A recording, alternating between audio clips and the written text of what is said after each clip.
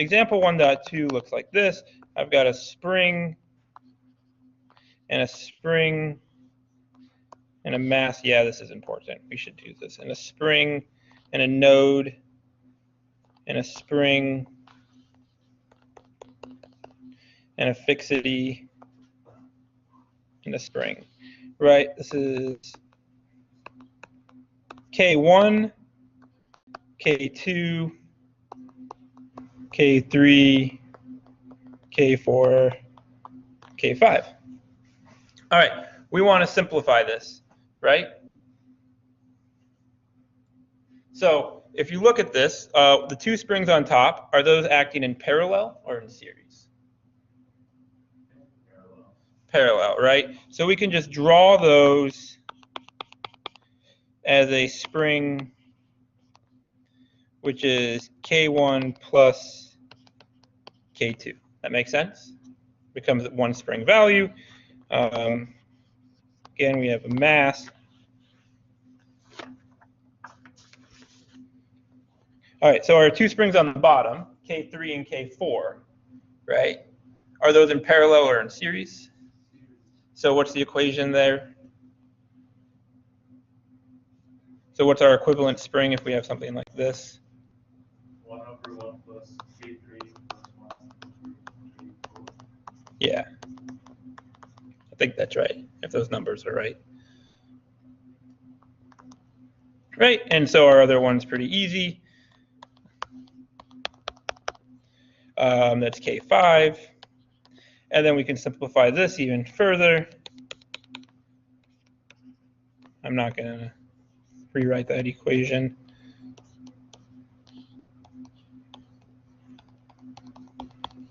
But that becomes, so we've got two in parallel, so we're just going to add them together, right? So we've got K5 plus 1 over K3 plus 1 over K4. All right, what are these two springs? I want this down to a single spring. Are these in series? Yes.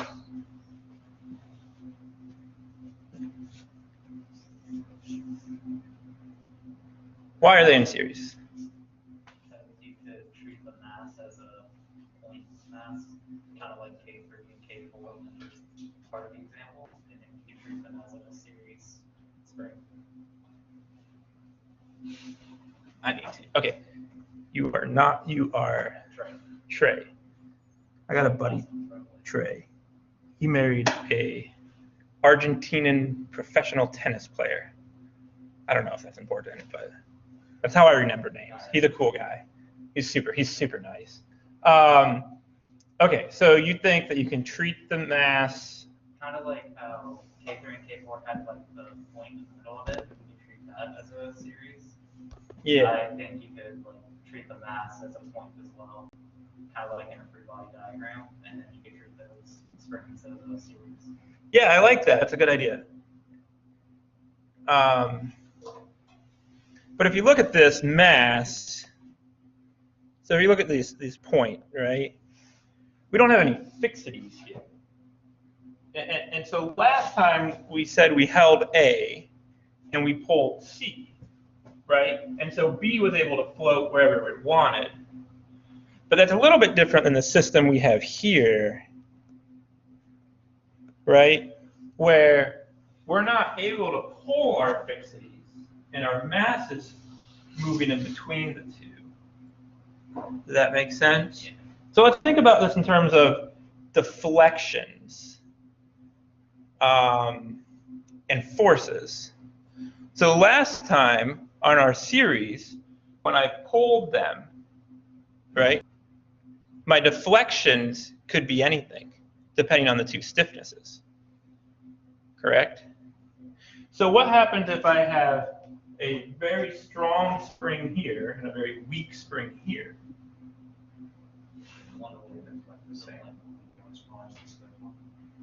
Well, yeah, so like it's going to be controlled mostly by the stiff one. But the deflection, is that going to be the same here and here? Yes.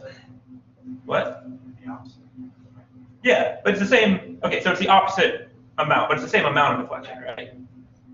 So does that make our springs in series or parallel? Parallel, right? So does that make sense? So we've got forces that will be different between the top and the bottom, and that depends on the stiffness of the spring. But our deflection is always going to be the same, right? So these two springs are parallel, and another way to think about that is we've been kind of rotating these systems around, right? But this spring is connected between a fixity and a mass. This spring is connected between a fixity and a mass. Sorry, fixity and a mass. That makes sense? So you can draw that as two in parallel, and it's the same system.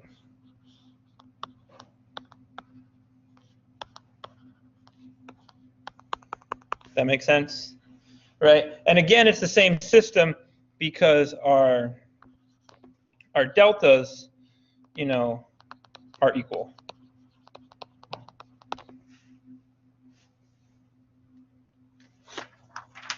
Right? So in the homework I drew it another, in the notes I drew it another way, but it doesn't matter. So let's go mass, spring, fixity, right? Because they're in parallel, we're just going to add them. So we're going to end up with K1 plus K2 plus K5 plus 1 over K1 plus 1 over K4. Right? Sorry, it's 1 over K1. I just think I didn't draw that. Thank you. Something. 1 over K1. Is that what it is? 3. Do what I'm told. I don't know what I'm doing. Okay. That makes sense? Professor, it doesn't matter what fixity we choose, correct? No, you could use it at the top or the bottom. Yeah, it's not going to matter. Right? And your homework 1 should kind of show that. If you work through that, you'll see like, oh, they have the same equation of motions, right? So we can rearrange these if you want a common denominator, and it's K equals K1 plus K2 plus K5, K3 plus K4, K3, K4, can't even get it there, K3 plus K4, right? If you wanted a common denominator, not a big deal. But now you have one stiffness, which is your stiffness equivalent.